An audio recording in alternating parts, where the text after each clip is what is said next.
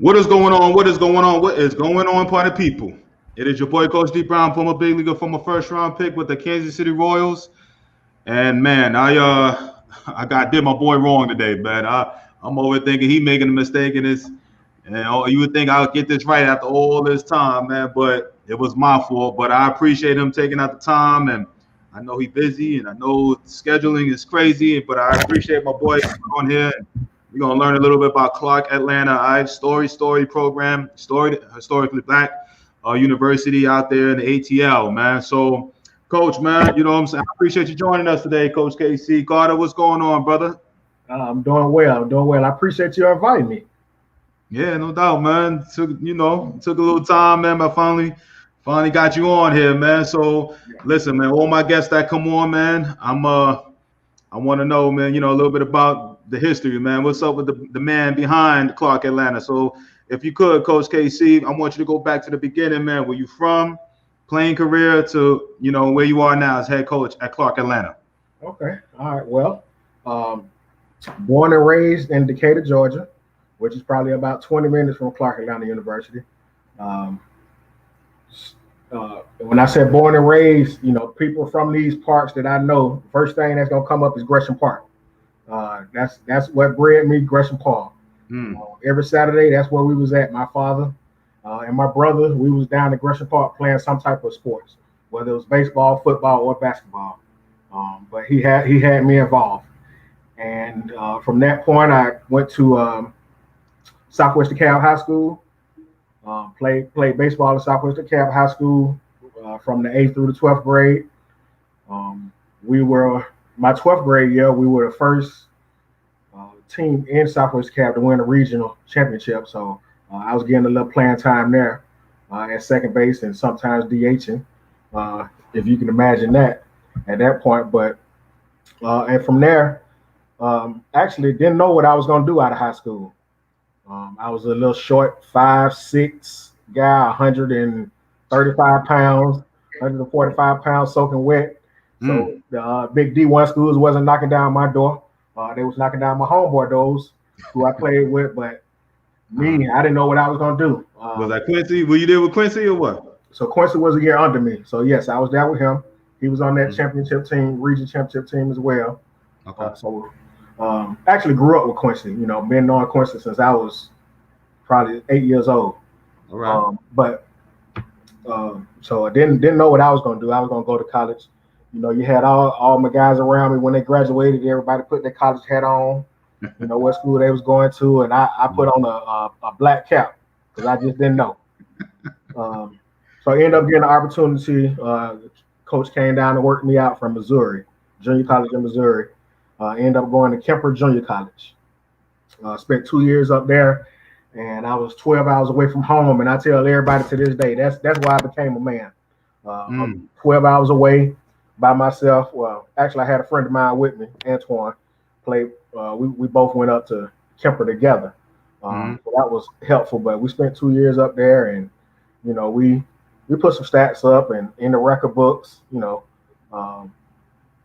And then from there, I went and walked on to Florida A&M University. So I walked on the first year, redshirt my second year, and got a scholarship the third year at Florida A&M. So I was around the program 3 years from there. And that's when I decided at Florida A&M I wanted to be a coach, and I wanted to be a collegiate coach. So after I graduated with my grad degree, I called up Coach Durant, who was at the time was the head coach. And I was at home back in Atlanta. And really wasn't nothing going for me. Just, I wasn't getting in any type of trouble, but, just out and about hanging out. And, something hit me, was like, I got to get back out of here. I got to get out of Decatur. So I called Coach Durant and told him, hey, I want to come back and coach as a grad assistant. And he welcomed me with my open arms. And that kind of changed my life. Just him allowing me to come back and coach on a collegiate level while also getting my master's degree. So I graduated in 2002 with my master's and volunteered in 2003 and got a position on the Florida A&M in the athletic department as an assistant equipment manager, assistant baseball coach. So it gave me an opportunity to kind of work in the administration part of athletics as well as coaching baseball. Mm. So I actually did that doing administration and coaching baseball. I did that to 2010, and I left 2010 and went to Winston-Salem State. And actually at Winston-Salem State, I was the head equipment manager, so I was in shop of my own area as an administrator, as well as assistant in baseball. And then, you know anything about Winston-Salem State, that's the year that they started the program back in 2010. So I was a part of that staff with Coach Ritchie, which, man, I can't say enough about him. Just learning from him, and as far as it might have not, just his organization and just somebody from a different perspective. I just had been around baseball, so I didn't know the whole administration part of it as much as I did, before I got there. So it was all baseball to me. So we kind of complemented each other as far as the baseball aspect and the administrative aspect and the organization of being basically a manager on the collegiate level with 18 to 24-year-olds. So I owe him a lot of credit to where I'm at to this day. But I was there until 2014 before I got let go by the famous Bill Hayes, which is, kind of one of my mentors to this day. But from there, when I was let go there, I ended up, it's like, well, let's go back to Atlanta. And got back here in Atlanta in 2014 and talked with Coach McNeil, who was the head coach at the time. So he brought me on, and was like, obviously for a lot of people don't know, I mean, go ahead and mention this too. Clarke Atlanta University is their baseball position is not a full-time position. So it's a part-time, they paying part-time money, let me say that, for a full-time position. So when I came on, that's what he had been going through the last 6 years before I came on. But I was at home, still was hungry for baseball, and he was, he kind of just basically, put me in a position to get the job as his assistant coach for that year. So got to Clarke Atlanta in 2015 and got hired, let me say, February of 2015. And it was 9 guys that was eligible to play at the time. 9? 9. Oh, damn. 9 certified to play. This was in February. We're 2 weeks away from opening up our season. And I got 9 guys that's, don't know anything about them. Just know I got 9. So anybody that got baseball knowledge just know it was going to be a struggle from there. So I went and recruited some guys on campus. Off of campus, huh? Yeah, I'm looking for football players. I'm looking for basketball players. I'm looking for somebody that just want to be a part of a team. So I ended up with about 13 to 14 that year, and we went 1-27. I think I won my 25th game. I was like 0-25. And it's funny because one of the guys that won the game was a pitcher. He actually was man of the year at Clarke Atlanta. He was a senior at the time, but he had played baseball like 2, maybe 3 years before, and he was man of the year on campus. And if you can imagine being man of the year at Clarke Atlanta University, AU Center, you got a busy schedule. So he would come pitch for me on Sundays. That was his day. He gonna pitch. And so he went out there and went 5 innings, and we somehow got 6 outs after that, and we ended up winning a 4-2, 5-2 ball game. How did I feel getting your first win right there? How did I feel? Well, it felt pretty good. It felt pretty good, and I had some veteran guys that was on the team that was just, based on graduating it was going to be, somebody more than baseball when they graduated. I had those out of that 9 people. Those guys. That's the kind of guys I had on the team. So it's funny. Right after I got the win, one of the guys come up, Johnny Surrey, I'll tell you his name. He comes up to me, and he asked me a question about baseball, setting me up. He set me up for to get dunked with Gatorade water. Oh, wow. On the water bucket. And I'm sitting here explaining to him, well, now in this situation, just then next thing you know, he dumping water on me, with my first victory, and I'm kind of pissed off because obviously I'd have had, that was, it was significant. It was significant at the time, but I'm thinking about the next day. I already know. So, from there I went and recruited hard that next season. 2016, I think I brought in about 14 guys from all over the country. That's one thing. A good thing about Clarke, everybody pays the same. So in and out of state, it don't matter. In and out of state, it don't matter. No, in or out of state, everybody's going to pay that tuition fee.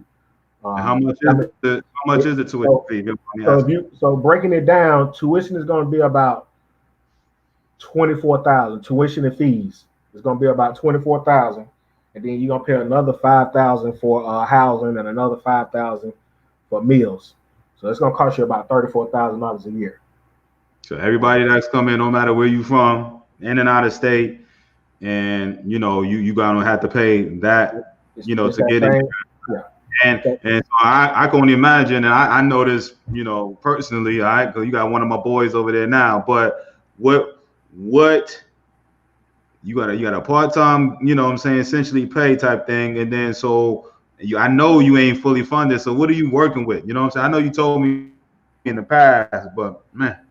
You ain't gotta say the number, but just basically just say, you ain't fully funded, right? You gotta really piece and put together a team, you know what I mean? And give a little bit here, a little bit there. A little bit here, a little bit there. So what I do is, and this has just come from, the 5 years that I've been here, is I try to recruit the middle of the field. If you can play catcher, pitcher, shortstop, second base, center field, then in essence, you can play anywhere on the field. So that's how I kind of give my scholarship dollars, and it's a plus if you can play middle of the field and pitch. Now you're looking at more to getting more money than anybody else. So that's kind of how I recruit. I'm limited on scholarship dollars. I'm not gonna say that number now, but I am limited on scholarship dollars.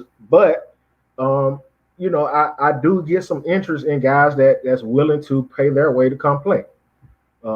I'm up to a roster of about 26 guys now. Before, I had to work my way up from the 9 to the 14 to the 19, and now I'm up to 26. I believe I was at last year. 26 players. So and obviously it's not players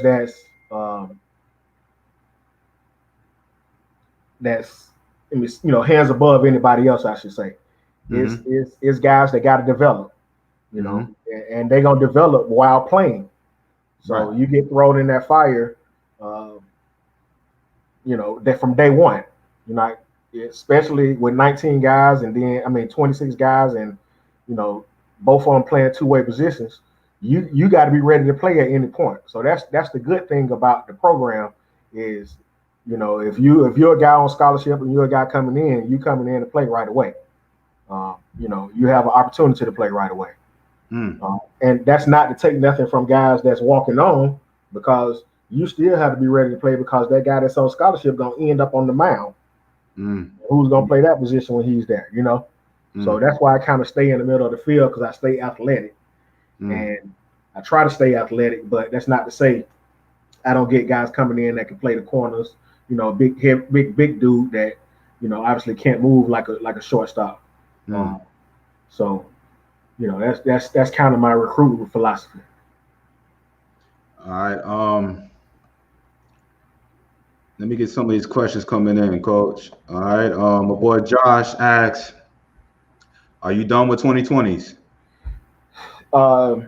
When he said 20, so Josh, when you said 2020, well, here's where I'm at now. I always bring in somebody for the spring.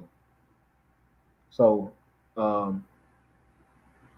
So I'm looking to bring in guys for obviously spring 2021 is what I'm thinking you're saying right there. So I'm looking for guys to come in that's ready to play come January of 2021. I'm sorry, go ahead, keep going. So because it said 2020, we in 2020 now, so that's why he kind of confused me. So I'm thinking he's saying somebody that's already graduated that can come in and play in the spring. Yeah, That's what I'm thinking.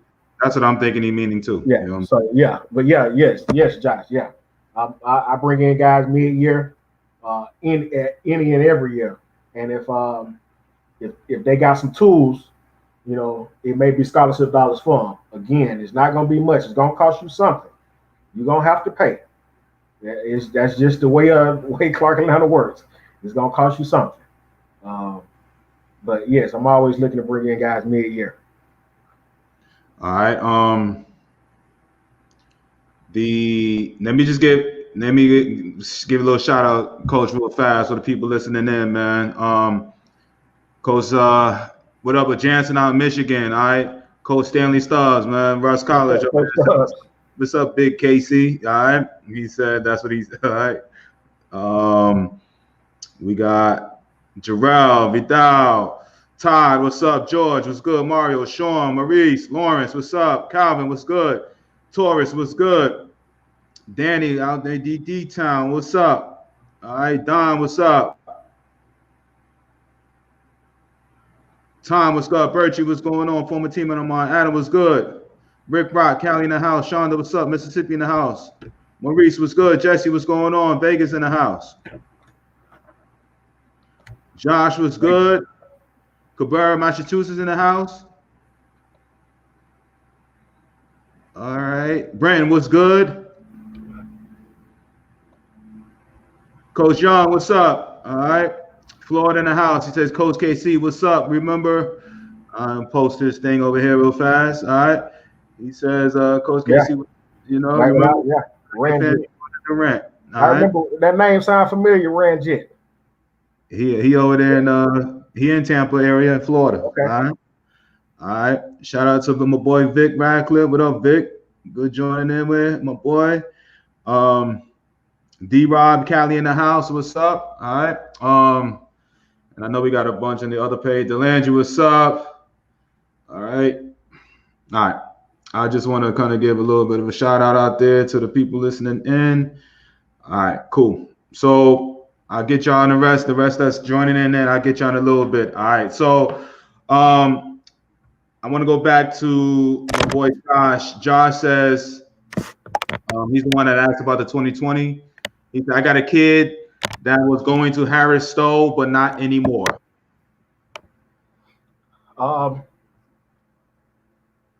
So what I'm gonna do, Coach, and I always do this with most of everybody that comes on. At the end or during the middle, I'll put your email or Twitter or whatever how you want people to essentially send video or anything like that. I'll post it up here, and you can get anybody's information, and that's the purpose of this these interviews. You know what I'm saying? Just okay. Education and get that. So Josh, you know what I'm saying? Just hang in there for a little bit. I'm gonna get that email out to you, and then you can email them about the kid. All right. Yeah. And anybody else that got video that you want Coach Carter to see. All right. And and I see Fromberger every year, so he know I'm. Oh, okay. I know. Okay. Yeah, he know it. I'm asking what's his grades, his test score, what position he playing, and can he afford it? So. But let me ask you this. So speaking of the grades and speaking of, what are you looking at? What does it take for you for a kid to get into Clarke? So I can get a kid in school with the minimum GPA and the minimum test score that the NCAA allows. Which is I can it's a 2.0 and a 820, I think. Not exactly sure exactly the exact number, but I say that to say I don't like that. It's going to be a whole conversation before then with those type of grades, because what I've realized, I took a chance on several kids with those numbers coming out of high school, and they did not make it the first year. So in essence, I'm looking for a 3.0 kid with a 920 or better SAT and a 17. I'm sorry, a 19 or better on the ACT. So the average admissions for Clarke Atlanta, and I'm just going to use, I'm not going to talk about this year because this year is a little different. But the GPA was 3.5 or better for all freshmen incoming this year. But going back to the test score years, the GPA was 3.2, and the ACTs were 21 or better. So that was the average freshman class. So again, if I'm gonna take a chance at that guy that has the minimum GPA and the minimum test scores, number one, he got to be able to afford to come. Okay, how likely is that with that type of GPA? And number two, if he do comes, then now he on a tight ship. I'm on his behind. You know, like, hey, are you going to class? You know, okay, are you going to study hall? You know, and if he's not doing it, then I'm gonna have he's probably on some type of scholarship because he's a different type of player, and that's just the honest, the God truth of the situation we're in. That's not to say the guys that I bring in 3.2, 3.5s are not those guys either. But you basically meaning you skating by with a 2.0 GPA in high school, you basically are high risk to not do what you need to do in college. So you got burnt before and you ain't letting it happen. So just because he said that's the requirement, so take the kid, but he ain't trying to do that. Just so parents, make sure your kids doing what they got. It's an academic institution. I mean, to be honest, some people, just comparing it to a black college, Clarke Atlanta is, similar to one of the Ivy League schools, as far as academic wise. So to kind of put it in perspective, it's a lot of people that don't realize Clarke Atlanta play baseball. Right. A lot of people on campus. Oh, we got a baseball team. So it's all about academics. So that's the kind of kid I'm gonna bring in. I'm bringing a kid that's and let's be honest. Since I've been here in my 5 years, it's probably 2 alumni that I've met that had a chance to play on a professional level. Okay, really? It's 2, and I met them last year during our first alumni game we had. Since I've been here. So I say that to say, when you guys come to Clarke Atlanta University, I'm not thinking about you going to play professional. I'm trying to turn you into a man. Okay. And turning you into a man, it's 5 principles that I go by. And that's be on time, be accountable, respect authority, learn how to talk to people, and be a good teammate. So those are 5 principles that if I can get those guys to do those 5 principles, then they're going to be better men in as they move on after college. More than likely they're not going to make it professionally. But let's say I get that 1 or 2 that do make it professionally. He's still prepared by those 5 principles to be a better person, and that's going to lead him into whatever his profession may be. I talked to Coach Grissom the other day, and he was talking about, I'm my guy's not going to play professional. I'm building front office guys, and it made a lot of sense. That's exactly what he's doing in Morehouse. He's not going to get a guy that's going to play professional. He's going to get a guy that's going to be in the front office. So we're right here next door to each other, and it is what it is. But that's not to say that you don't get that opportunity to go play for a ball. Right. If you ball out, you talented, you get that chance. You playing, They'll come find you. They'll come find you. Right. Yeah. They'll come find you. Let me see. We got a couple questions coming in. Cabrera asks, any exhibition tryouts? He said, let me post that, man. Cabrera asks, any exhibition tryouts? I'll send my kid and he's willing to travel. So as far as Clarke Atlanta, no.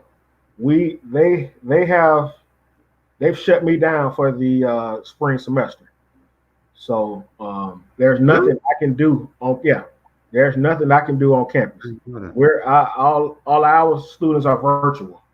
We don't have any kids on campus. So now don't get me wrong. I know my guys that's in town. They getting some work in. Obviously I can't be there, but they're getting their work in. So I'm assuming my guys that's out of town as well is getting work in too. So, and then it's a dead period all the way. You still can't build for next year, though, right? Well, absolutely not. But what I was getting at is that so we're a dead period all the way through September. So when October open back up, then I'll be able to get ready to set a recruiting schedule. Now I don't have anything going on at my facility that we play at, but I'll be at some places here in Atlanta to answer Cabrera's question. But we can always set something up, after October. Cabrera, listen. In October, we doing something together. I ain't announced it yet, but me and Coach KC over in South Gwinnett High School, and I'll post all of that. In October 17th, we are going to partner up and have a showcase over there. October 17th. So if you can make it down there, then Cabrera, come down there. I know you up north, but come on down there. Anybody else too that's here and want to get seen by Coach Carter over there. Evaluated. Come on out to Atlanta. October 17th, South Gwinnett High School. All right. In the meantime, when he get ready to put my link up, you can also send me video.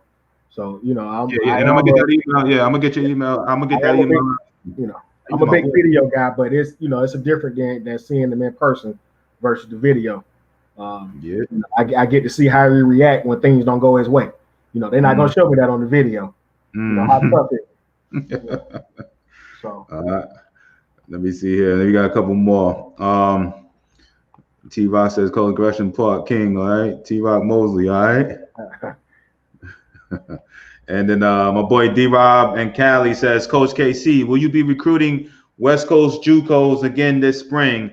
My son works out with one of your current players and family friend, Lorenzo Peterson. Oh yeah, Derek, I keep a JUCO California guy on the roster. Lorenzo is not the first. He's my first big time pitcher that I've got from the West Coast. But yeah. Was that the pitcher that was throwing against Russ College that day? Yeah, that was him. Yeah, he could throw. He could throw. So he got a live arm. The only thing, he's not as athletic as I thought he would. Just seeing him on video. That's another thing about video. Obviously, he was a West Coast kid, but I saw the potential on video. And then when I got him, he wasn't as athletic as I thought he was. But he get the job done, and he's a two-way guy. Left hand back. He could throw the pill a little. I was impressed. You know what I'm saying? And that's coming from a major leaguer right there, guys. Right. I was impressed. So he could throw that thing. So let me see. A boy, Coach Young says, what resources are you using to recruit your upcoming classes? So I stay with the video. From there, I'm looking at potential on the video. And once I see potential, then we're going into the academic aspect of it. What's his GPA? What kind of test scores do we have?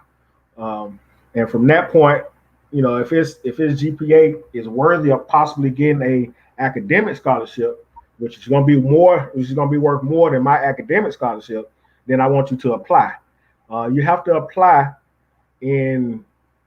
right when they open up, which is I think in the middle of October, that they open it up for the following year. So if he had the GPA and the test scores, then he could possibly qualify for. What is that number? What is that number, Coach? Okay, so it varies.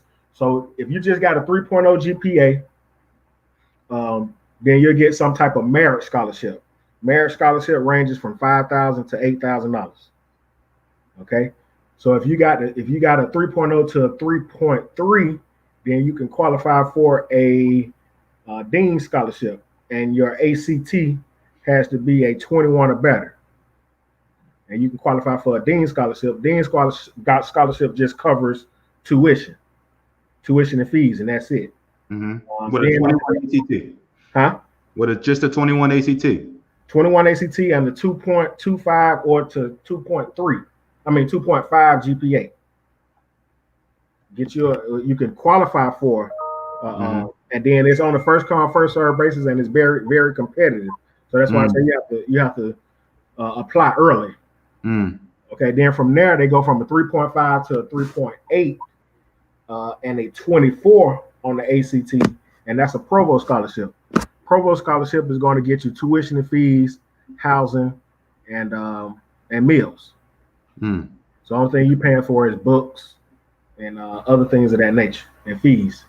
And then a 4.0, 3.8 to a 4.0, and a 27 or better on the ACT. That's a presidential scholarship. I mean, ACT is a presidential scholarship, and I think the SAT might be 1,500 and 1,100 for dean, and I think a 1,300 for the provost on the SAT numbers.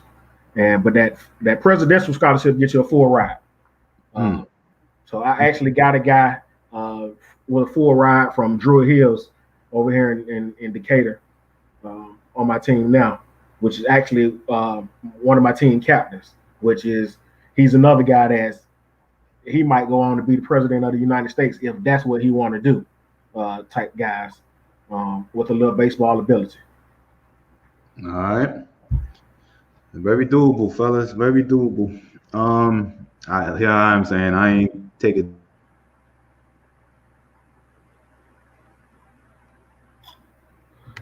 So I got about hey coach, how do you hold your roster? How many do you hold your roster?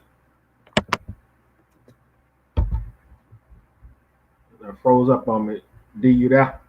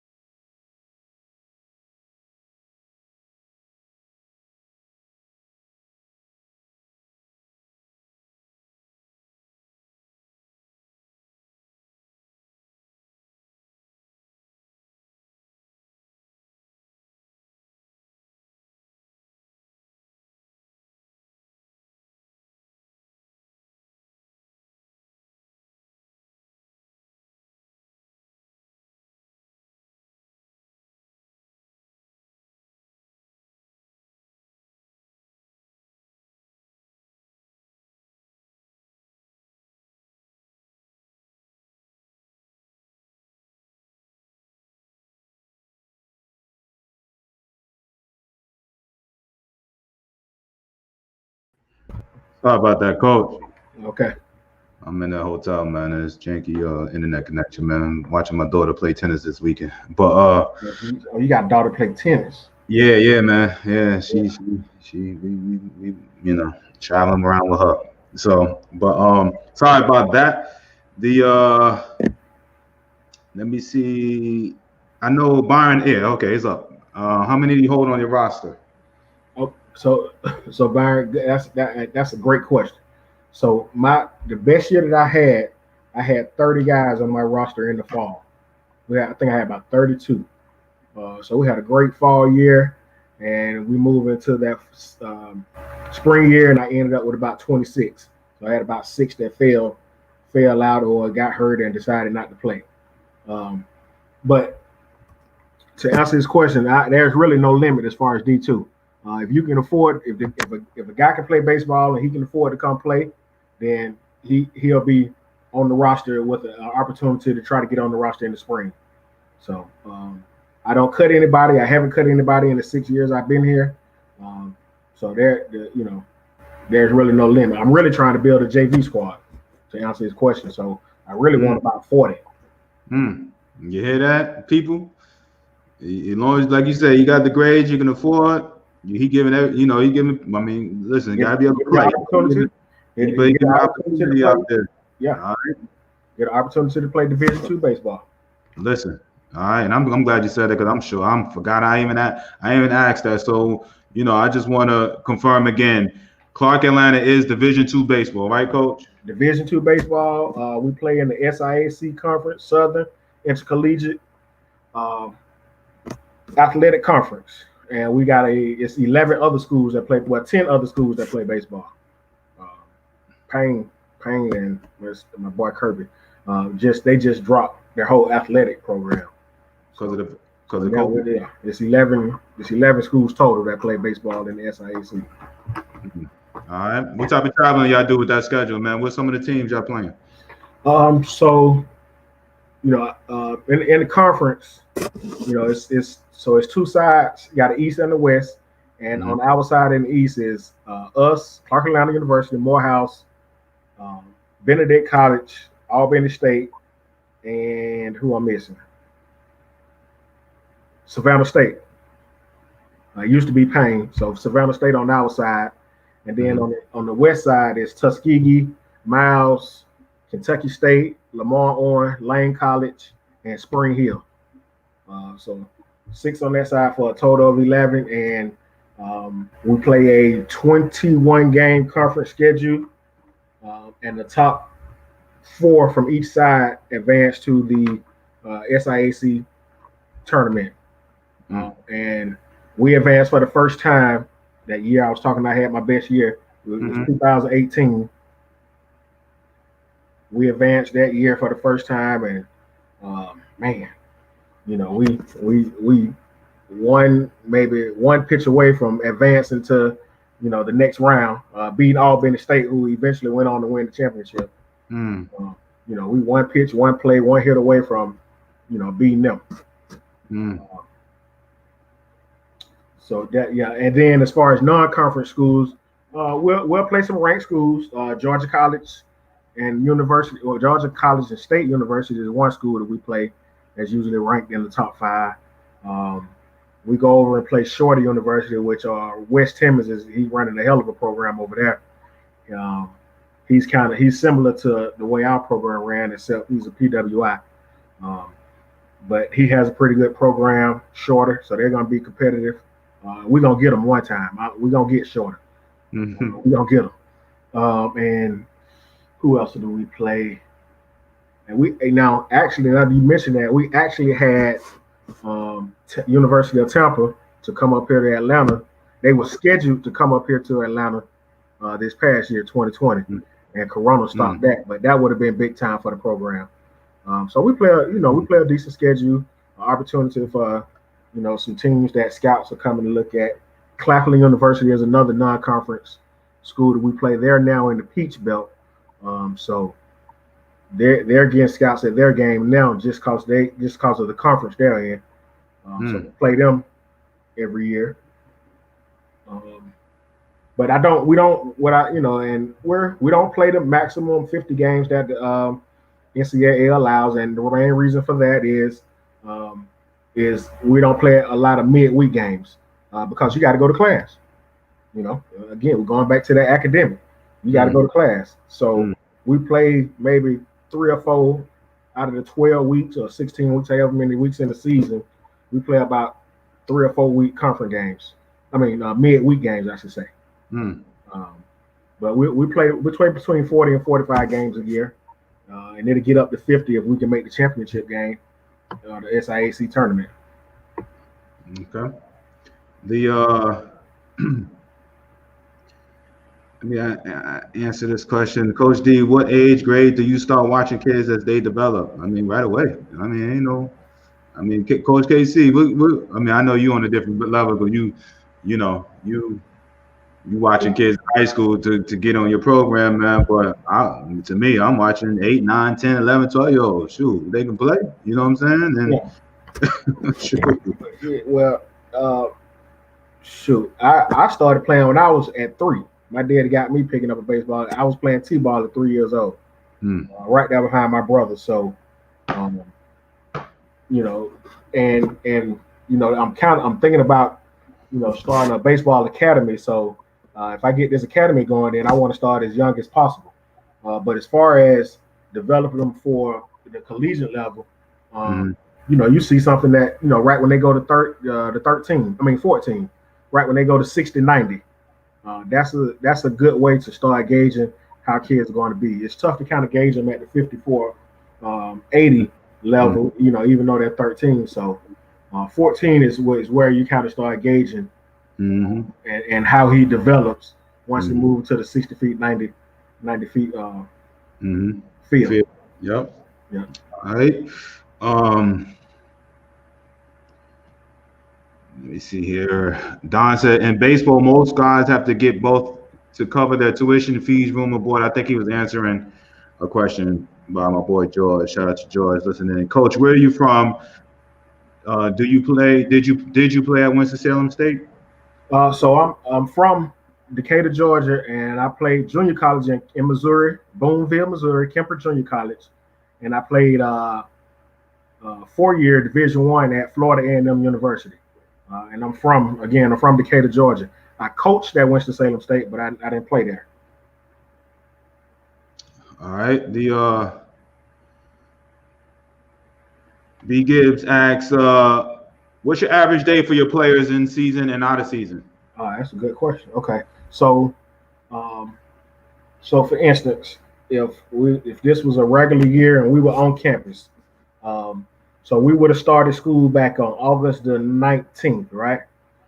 So we would have had our team meeting on August the 20th, and from that point, from August the 20th all the way up. Well, from August the 20th, the following week, I give them a whole week to get their academics and get acclimated to campus.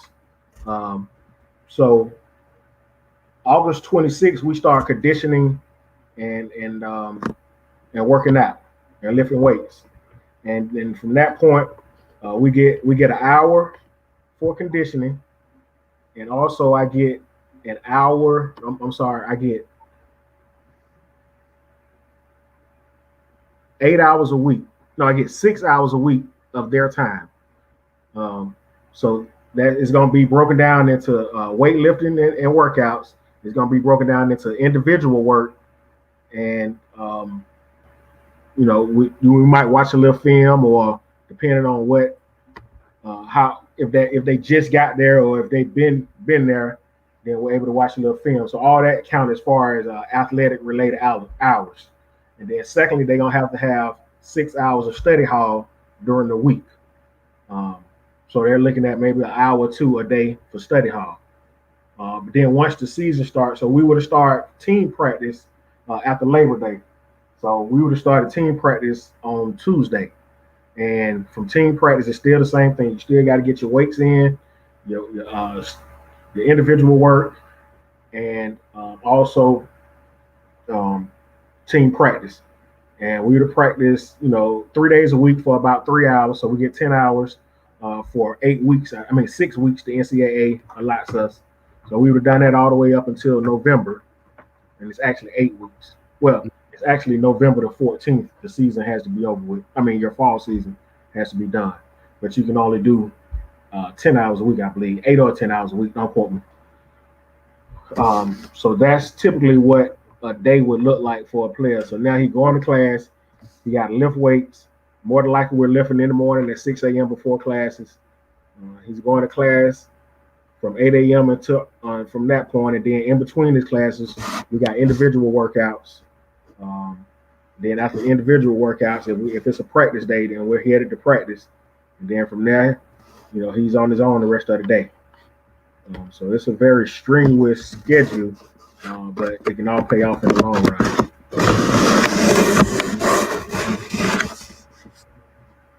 I said, where do y'all all play? Do you get to play at the Brave Stadium? Do you or Morehouse share facilities? So our home field is in College Park. Bill Evans Field is in College Park. And no, we don't share facilities with Morehouse. Morehouse, they played at Lake Point this past year. And do we get to play at the Brave Stadium? We were scheduled to play at the Brave Stadium this year. one of the conference. It was going to be we was going to open up the conference play at Braves Stadium. It was going to be like an HBCU classic where it was going to be 4 teams out of SIAC, and we was going to play a single 9-inning game at the Braves Stadium, and it was actually scheduled for March the 20th or the 21st, one of those 2 days. But obviously, Corona ended all that. Yeah, that'd have been cool for the kid, for the boys. Well, yeah, we actually so before last year, past 2 years, we always go up to Greenville and play at that Greenville site. You ever played that before, D? In Greenville, I think it's Boston Red Sox. No, I ain't never played in the Southern League. Yeah, so it was we play at Greenville, and it's the Jackie Robinson Classic, and that's a nice event. We've been invited there 2 years ago, back-to-back years, and man, it's very nice. So that's one of the major league, not major league, but minor league stadiums we play at as well. All right. Brenton said that was why he was asking about the age. He said his son is in 8th grade, and I want to be on time, not late. I got you, Brenton. You right on time, like he said, right at that 60-90 break, and now is the time for you to start, really, having a plan of action when it comes to these colleges and schools and getting on these camps, getting in front of Coach Carter, you know what I'm saying? So, let me see here. All right, Rattler. Me too. Brandon is a Rattler, class of 93. All right. Dee Dee says Winston-Salem prayers. All right. I think she's talking about, well, I know she's in North Carolina, but I know that she peaked up when she heard you say same state, yeah. Yeah, and she heard you say academy too, so she liked that part for her son. All right. Let me see. We want to be ambassadors, or that probably ambassadors of baseball. Okay. Yeah. Thank you. What are the states that welcome minority baseball players? Well, I mean, Georgia is one. I mean, Atlanta, and it's funny, all the time I was in Tallahassee, and being from Atlanta, we wasn't in the Atlanta area recruiting. We really didn't have to go to Atlanta. We could stay in Florida and recruit, Tampa, Miami, Orlando, and also the little country towns.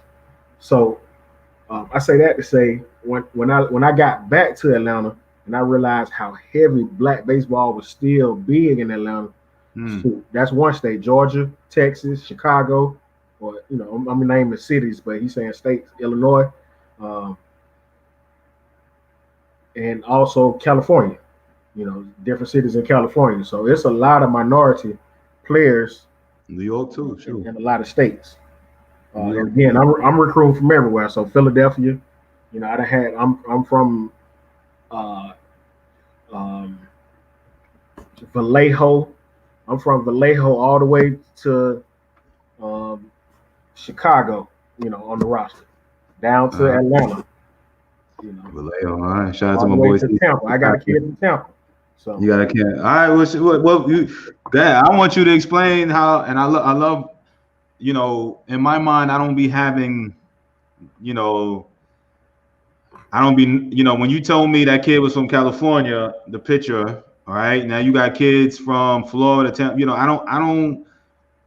I don't grasp that. Like, to me, it's surprising. You know what I'm saying? That you got kids from all over the country that go to these, go to Clarke. And I'm not meaning you, because it could be other HBCUs too. Like, I have some other coaches on it that talked about the how far out these kids is coming to come to your school. You know what I'm saying? Which sometimes that's very surprising to me. You know what I'm saying? So, I mean, I guess being one in Atlanta, being like you said, a very well-known HBCU, because you got a lot of HBCUs out there, but Clarke is one of those very well-known, HBCUs and stuff. So it's good that you get, talent from all over, huh? Yeah. And it has to be the right fit.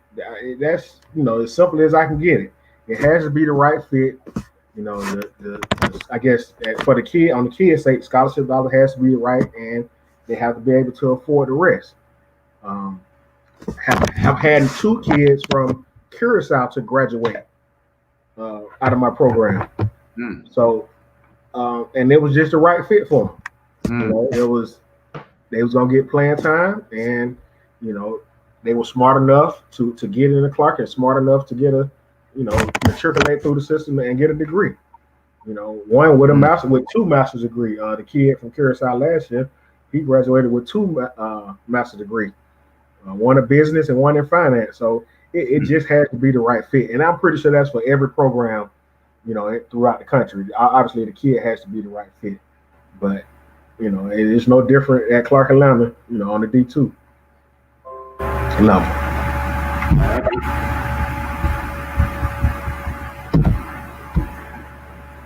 Avery says, "Can you speak on the rise of? Can you speak on your rise as a Black baseball coach? When and where was your first start?"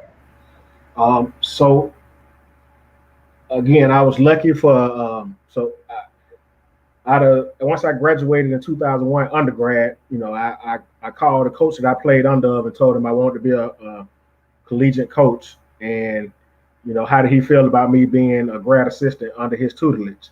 And that was Joe Durant. And he welcomed me with open arms, and that was kind of my start. That was my start. And you know, I did that for like 8 years. In between taking a little time off coaching FAMU High, but at the same time still being around the program, the collegiate program. So that was kind of my start, and I think my rise hit when I got to Winston-Salem State, and we won back-to-back championships and advanced to the NCAA regionals, where I also got a little experience as far as administration and coaching. You know, that was my start. You know, growing up, people always told me I was going to be a baseball coach. I was going to be a coach, whether it was on the baseball, basketball, or football field. Really don't like football like that, you know, but I love coaching basketball and baseball. All right. Mike says, shout out to the boy Mike, give me a compliment on the cut. All right. Mike out in the Bay Area says, love that idea. Make sure you get the bands involved to get more fans involved. And I don't know. What was that? I wonder what I did. Yeah, I don't know. I don't know. It might be a comment in because did we talk about the bands? We didn't talk about that, right? I'm trying to. It might have been a comment that was, you know, sometimes they got their own conversation. Oh, okay. Yeah, I could be wrong. You know what I'm saying? But okay. He's saying get the band involved at the baseball games to get more fans. Yeah. Make it a party atmosphere. Huh? Okay. You know now it's tough because we play off campus, so we got to fill off campus. That's just tough. It's a whole different issue. All right. Russ says, other than going to college in North Carolina because of so many colleges, for a Black kid, the second best place is Atlanta. I'm laughing at that one, right? Because of so many successful Black businesses and politicians. What happened to the prestige going to Clarke or Morehouse? So much history. I don't think anything happened to the prestige. Right. I think it's still prestigious of going to Clarke and Morehouse. So that's I don't think that's going anywhere. I think it's still prestigious to go to that school. And I also got to throw FAMU in the mix. It's prestigious going to FAMU. And you know, there's I like how my boy had the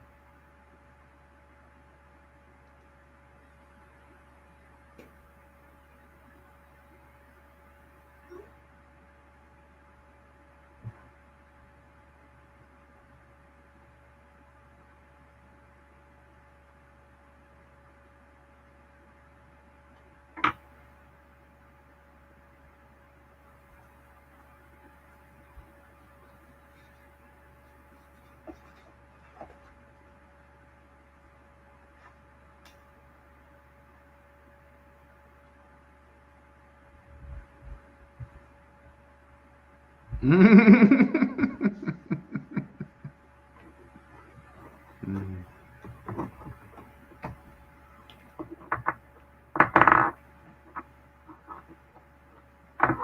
bad, coach.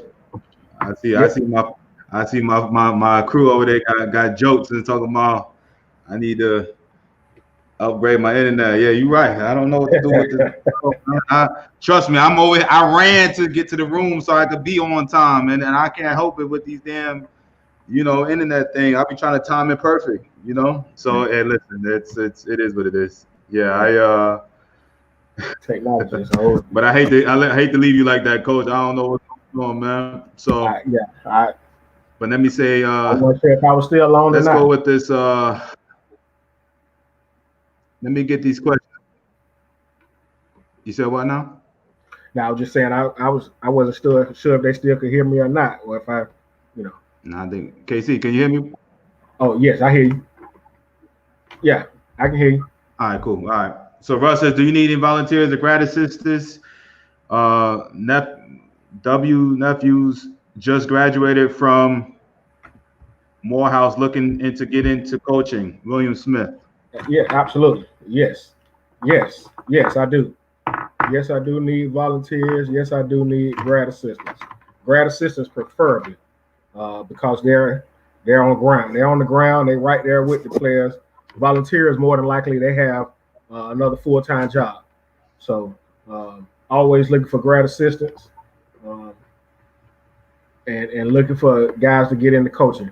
And going back to where I had my best year, my assistant coach, Michael Moore, man, without him, we wouldn't have had the season we had. He was there for me all the time. Again, going back to, like I said at the beginning, baseball is a part-time position at Clarke Atlanta University. Now, luckily, I'm able to be full-time throughout the athletic department. But I say that to say is, you're only as good as your assistants. So this guy, he was a volunteer the full year, and was there when I needed him. If I was late to practice, he was there. And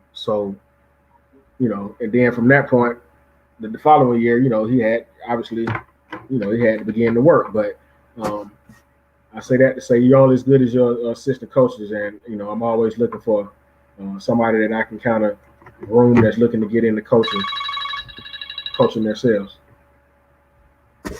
All right. So just email me. What's up, Batty? So email me, and we'll talk for an interview. All right. I have to go back and get that email again. All right. Shout out to Deanne. Shout out Clay. What's going on?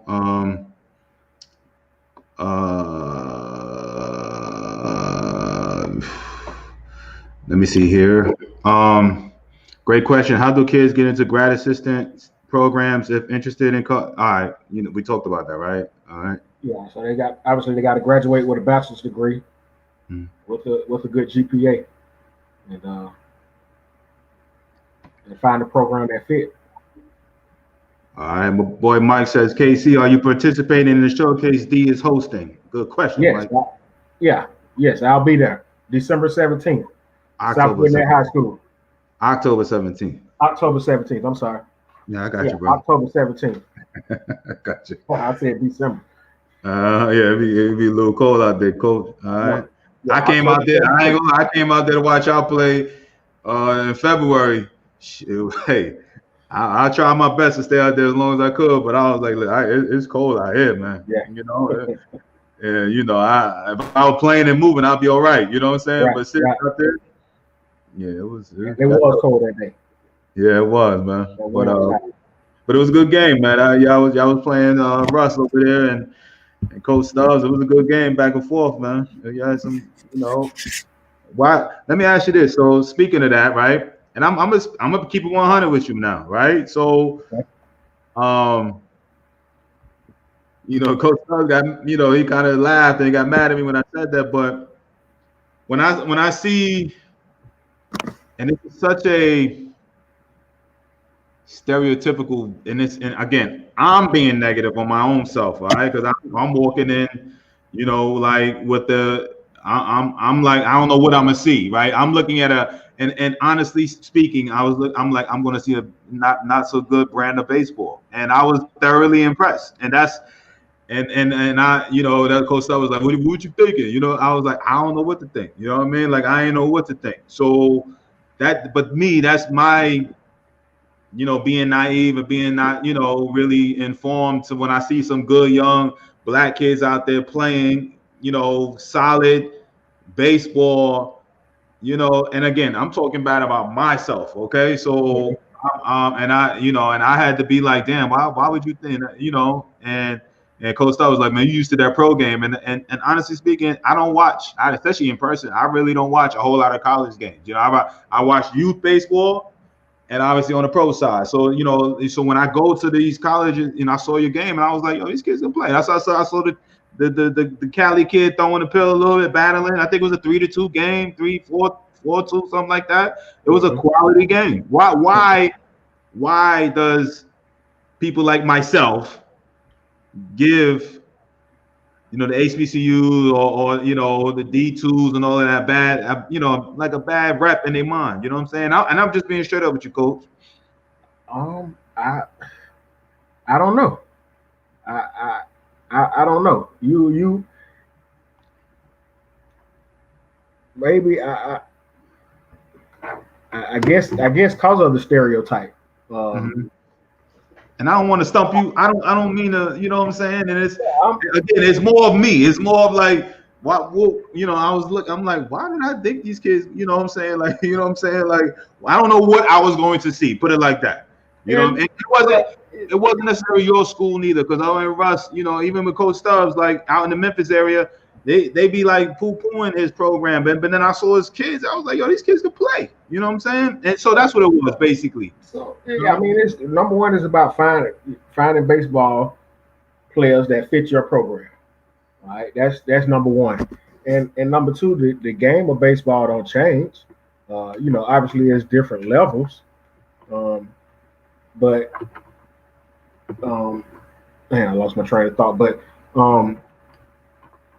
we compete. I'm so in my eyes, baseball is a different sport than football and basketball. If you can pitch and play defense, then you can play with anybody in the country. I don't care what level they at. If you can pitch and play defense, now obviously some pitching gonna be way better than others, but that's not to say you can't get outs with those type of pitches. So that's kind of what I preach. If we can pitch and play defense, we can play with anybody in the country. And let's work on getting some timely hits, the ball bouncing our way to get guys on base, and get a dunk score to score a run and win the ball game. But that's kind of the philosophy of my program. I'm looking for guys that can pitch and play defense, and we're gonna hit enough. We're gonna hit enough throughout the season where eventually we'll score some runs. So that's just kind of where I'm at. And like I said, I wanted to say it, but I don't want to portray like people listening in like oh they play good baseball. They have some talent out there. Like again, I was thoroughly impressed. Okay, so again, this is from Coach Stubbs is right. You know, I have my mind jaded on, you know, I'm used to guys that are signed. You know what I'm saying? So when I'm you know looking at the brand of ball, the cleanness of a game, and all of that. You know, a bunch of chocolate chips out there. I love it. You know what I'm saying? So I'm you know, it is what it is. It ain't, you know, it's no different. A program can get ugly, you know, just like that game could have got ugly out there. Mm-hmm. You know, but we both teams was able to pitch and play defense, and it was a nice clean game. You know, and one error could cost you the game. One misplay, one mental mistake. Good brand of ball, ladies and gentlemen. That's all I'm trying to say. Good coaching over there. That's what it's about. So Lauren says, I missed the beginning, didn't know about his FAMU connection. Coach recently had a kid from Tallahassee, Ralph Andreas, up there at Clarke. Yeah, old Ralph Andreas. This probably was the best prospect that I ever had. What happened? Well, so a little bit about his background. Here's what I think is what happened. So he was drafted out of high school, out of Tallahassee Lincoln High School, in I think it was like the 30th or the 31st round, and it might have been the Kansas City Royals. I'm not 100% sure, but he was drafted out of high school. He chose to go play football at the University of Florida. So he played 4 years of football at the University of Florida while also playing, you know, probably working out with the baseball team, but never got on the field. So once he graduated from Florida, he still had 2 years left of eligibility on the baseball side. So he tried. So he transferred to Florida State, I believe, but wasn't eligible to play at Florida State. He had to go down. Right. So then he reached out to FAMU. And at the time, my teammate was coaching FAMU, Anthony Robinson. And Anthony called me. He was like, hey, man, I got a guy for you. He can't play with us, but he can play on the D2 level. And, you know, it was a match made in heaven from there. He came right in with his ability and took over the center field position, you know, for 2 years.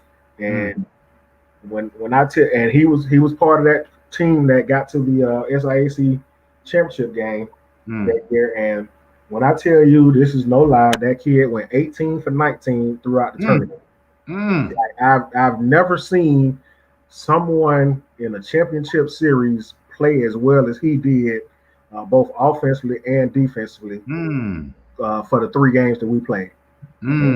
It was absolutely amazing. He's still playing? The reason why he didn't get a shot on the professional level because he was 24 years old. I'm about to ask because that's what I'm about to say. When you out there seeing this kid running around, balling, going 18 for 19, and you know he spent 4 years on that football field, I know you was like, man, this dude, if he would have just, you know what I'm saying? You had to do that. You had to say that. No, and another story with that too is I got him in the spring. Both years.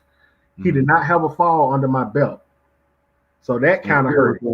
And still doing that. So it you know, the first year I got him, he was in school in the fall, transferred in the spring, came in, played right away, and then we thought his eligibility was up, but he ended up getting a 6th year and didn't get it until the following spring, so he missed another fall. So I think if he would have got a fall under his belt, I think he might have got a shot. And he did go play some independent ball up in the I think Empire Pro League. You know, so he did go play professional, but nobody gave him a shot, you know, just number one, probably because he hadn't been around the game for 4 years, played competitively, and also his age. I mean, you know, obviously, Dee, with you know, with a professional background, you know, they'll take a chance on a high school kid. Right. Yeah, it's funny when you were saying how he was playing. That's the first thing that came in my mind, like, he too old, and why was he out there football 4 years and didn't get a shot? Didn't go. If he was that cold, not really playing, you know, in 4 or 5 years, not really playing much, and he came out there and did that. No telling what that kid could have been, man. Yeah, and strong. you can imagine how strong he was. And he just needed to play. He needed at bats. That's what I'm saying. I hate hearing that type of stuff, man. All right, I got a bunch of jokesters out here. All right, Jansen. All right, my computer, it got COVID. All right, all right, and then Coach, you keep talking. If Wi-Fi goes out, we hear D.O. You see the love I get over here, Coach. You see what I'm saying? You see, I bring guys like yourself on there, and they still, So this is the email again for Coach again. All right. Make sure that any coaches and of course videos and anything like that need to send it to this email here. All right. Cabrera, for the workout on October 17th, bring them down. I know your kid 18, 19 plus years old. It's okay. Junior colleges are no matter because he can sign junior college guys too. So, you know what I'm saying? 20, 21, 22s, 23s to junior college guys, man. We want to see them more. Let me put this out there too, D. So I'm also looking for I'm looking for guys that possibly want to get back in school as well. On the D2 level, the NCAA has special rules that will allow kids to be eligible. One of the rules that I try to go out and look for players is called a 2-year non-participant. So that's a kid that it was enrolled in college, but for some reason didn't play for 2 years. Whether he was injured, whether, he didn't make the roster, he wasn't good enough, got into some trouble, if they're able to get in school, then they're eligible to play off a 2-year non-participant waiver. Now, it may hurt them the following year because now from that point, they got to catch up with as far as 12 hours, having a minimum 12 hours per full-time semester rule. And so, but I also look for those kids too. And then, kind of on the back end, we'll see. Well, I'll tell you before you get enrolled what it's going to look like the following year as far as eligibility. Let me ask you this too, Coach, because I know on the D2 level, I know definitely in the NAIA was talking about this, and my mind went there, pro side, all right? Guys that got released a year or two into professional ball. Can they come and they still got a little bit of eligibility left in college? Can they come and play at the D2 level and play a little bit? Yes, they can. Yes. Yeah. All right. As long as they can get in school. Again, it is a waiver. Don't quote me on exactly what that waiver is, but yes, we had a kid at Winston-Salem State that was like that. Okay. Played a little professional ball in the Red Sox level. And came and played 2 years with us and graduated, got his degree, and again, that's what it's all about. People, it's about getting that degree. And that's kind of what where I'm at.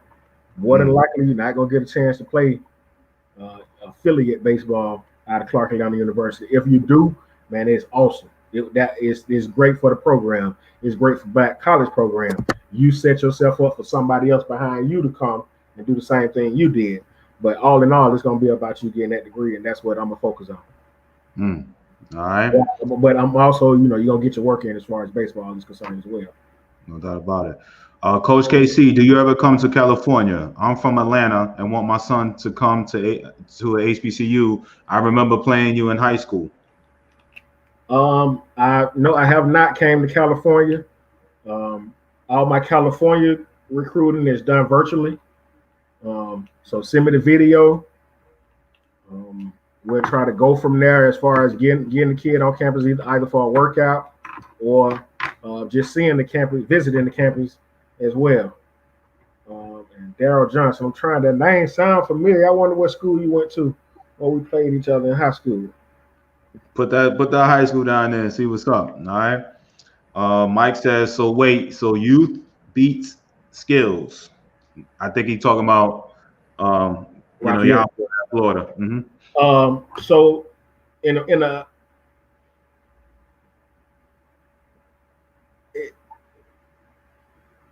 probably because of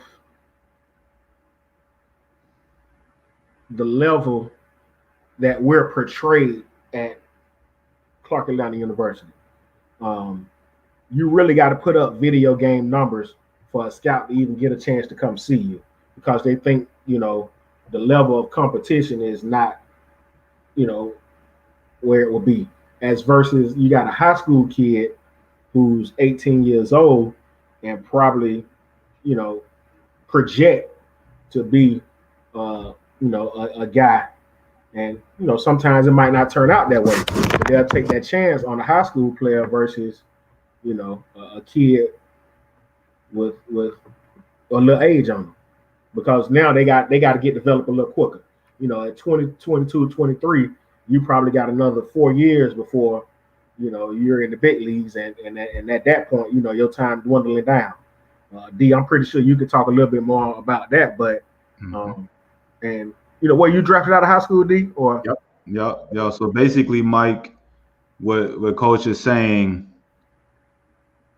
if you get drafted at 22, 23, especially now, it's a little different from when he and I played, but at the age of 22, 23, getting drafted, the window is extremely small. The professional game, they got a 6-year window to get. When you get to the major leagues, they essentially got you for cheap for 6 years. So they want to eat up all those, best part of your years. So if you getting drafted 23, 24, and it takes the average guy anywhere from, out of college, you gotta, if you're really trying to make some real money, you trying to get up there within 3 years, and to get up there. Out of high school, they're giving you 4 to 6 years, all right? And you can get a good payday. But if you getting there at 22, 23, and it's going to take you 2, 3, 4 years, now you're 27, 28, it's not, they look at you as you pretty much is old. I hate to tell you, you know what I'm saying? That's just how the pro game goes. So what coach is saying, when you're 18, even though you may have a little lesser skills than the kid that's 23, he's 23. You know what I'm saying? So he can get drafted and get into and may fly through the system. But the likelihood of that happening is slim to none. So are there 23-year-olds that get drafted and make it to the major leagues? And yeah, every time. I was reading an article about one of the kid from pitcher from Savannah State. Back in, I think he got drafted in 2013. He ended up winning the World Series with the Nationals. But, I don't think he was 22, 23.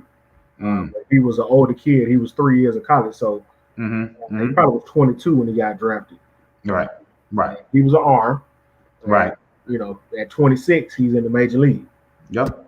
And like I said, it's guys get called up 26, 27, and all the time. I'm just saying from personally, you know what I'm saying? You want to make it to the major leagues and you don't care. But, again, those teams, they're going to use you up by the time you're 32, and then it's your free agent year. Nowadays, it's just not what it is. And I'll have scouts tell you the same thing that come on here. They want younger guys to, and eat up those years out, and because they ain't paying guys 10-year, 150, $200 million deals at 29, 30 years old no more. You may see those 10-year guys, but those guys are 24, 25 years old. I'm just telling you. So, anyway, Darryl says, sorry with the cat. Sorry with the cat. Yeah, that was your high school though, right? Yeah. All right. Well, that's what he said he played at. So I don't know if you remember. Again, sorry for the other. My phone ain't acting right with this internet too, so I can't see on my other pages the questions coming in. So, Facebook user, I'm sure you are one of my normal followers. Shout out to CAU. I played at Morehouse. The AUC is in the house. Your sons will love Clarke. All right. So, Coach, man, tough day today. As far as D Brown's internet, you know what I'm saying? Let my fans tell you, you know what I'm saying? But I enjoyed it. I definitely enjoyed it. Shoot, anytime I can sit down and talk with a former major leaguer, shoot, that's a great day for me. And I'd love to do this again. Yeah, we're gonna do it again, man. And especially leading up. So remember, we Coach and I are teaming up October 17th. All right. So if you are, wanted to get seen by a college coach, and like he said, we're taking, freshmen, sophomores, all the way to junior college guys and guys that have been out of the game. Again, just giving opportunities out there. And I'll post the link. Cabrera, I know you asked for that. I will post the link next week. We just confirmed that date today. And so I don't have that link and information there for you, but I will have that by next week. Also, we'll be back. I'll be back on Monday. Coach, while I'm talking and finishing up, I want you to get your message prepared because I always have my guys finishers take us out. So next week we got junior college, we got NIA programs. Again, we are packed. I think Monday, we got 4 coaches, and I'm sure I could get that 5th one on all next week, and we keeping this ball rolling. I sure you saw the post that I had over there. I put up on my Facebook pages and YouTube with all the pictures, Coach. I got to put you on that next picture, man. I had a nice little shout out to my assistant, helped me out with that. I put all the coaches that's been on there in a nice little mirage type thing, and it was pretty cool, man. So now all my coaches from this week, obviously we're not on that thing, but I'm gonna put next time the next 30 or 40 50 coaches on there, you're gonna be on that one over there too, man. So it's definitely been a blessing, man. And I know a lot of people who kind of with my internet thing, but I thank Coach Carter and all the other coaches that have come on here over the last, damn near 2 years, man. I think we're about 85, 90 coaches deep, man, and over 300 episodes with this, regardless of the internet connections. You guys hung in there and hang in there and keep coming back. And please, what I'm saying, we're just trying to share that knowledge, man, and like, learn about schools like Clarke and everything like that, man. So this is why I do what I do. So I appreciate you guys. We have, again, we're talking about October 17th in October, but I also got it September 26th. And Coach, if you ain't doing nothing that weekend, I'd love for you to stream. I'm live streaming that thing, and I can add you to the list. I got about 24, 25 schools already that's committed. If you ain't doing nothing on that Saturday, I'd love for you to come and check that live stream out. We got some boys from Atlanta that are going to be coming out there too. So, again, September 26th, Jackson State. I put the link up. Excuse me. COVID, but I will be September 26th out there and keeping that showcase going. Whew. All right, so Coach, if you could, man, take us out before I choke to death over here. So again, I would like to thank Dee for having me on. I really enjoyed talking with you guys, answering your questions. How many viewers do we have? Dee? We had a few. Trust me, by tomorrow, man, we're gonna have thousands, man. Don't worry about it. I just love just being in front of thousands of people, just kind of explain that HBCU in Atlanta do play quality baseball. And I'm always looking for the next kid that can possibly come in and make have a great baseball career as well as get a degree and move on, and maybe hire me one day when I retire. So again, I'm trying to turn young men into adult men, and through the avenue of baseball, and I'm doing that by just holding them to 5 principles. Being on time, being accountable, learning how to talk to people, respecting authority, and being a good teammate. And if you can live by those 5 principles, then you'll definitely grow into being one great adult. So again, thank you, Dee. I look forward to the workout on the 17th, and I look forward to seeing that link that you send me watching the workout on the 26th. All right, guys. My number is on the website. If you want to call, leave me a message, or if you want to email me, I'll get back to you. Do you want me? I'll post the number. What is it, Coach? My cell phone number is 850. All right, I'm ready. 284-8302, and it's 888 what? 8302. All right. So again, if you have kids, please give the rules of what you want. You know what I mean? Say that again. I said just like who needs the call and for what reason. That's all. I'm just making sure. If if you got any questions about Clarke Atlanta University, give me a call. If you want to chop it up and just talk about baseball, give me a call. Again, I've been around baseball pretty much since I was 3 years old. That's been my life. So I like to pick brains. I like the new website that they actually got on Facebook about black boys playing baseball. Again, you just kind of bounce ideas off each other. And again, I'm working on trying to start my own baseball academy. and I look forward to starting that in fall of 2022. Again, if anybody can help me with that as far as trying to find kids and facilities, I'm all ears. You got it, Dick. I'm sorry, what's the last part, Coach? I was saying that's what that number is for. All right, so there you go. All right. Listen, I want everybody to have a great weekend. Coach Carter, I appreciate you, my brother. We'll be in contact, man. And Monday, 4 p.m. Eastern. All right, we will get this ball rolling again. I know next week we got, like I said, we got Central Arkansas Big Time Junior College Top 5 program. We got University of New Mexico head coach coming on. We got we have Freed and Harmon with a NIA program outside of Jackson, Tennessee coming on. And I want to say I'm missing one other one that signed up. So again, we're gonna keep this knowledge coming and keep this ball rolling, man. So I love you guys, man. Thanks for listening in. I'll be here Monday, 4 p.m. Eastern. Coach Carter, I appreciate you, my brother. Thank you so much for coming on. Thank you. Yeah, have a good weekend. Peace. All right. Happy Labor Day to you guys. That's right. Happy Labor Day. Y'all be safe out there.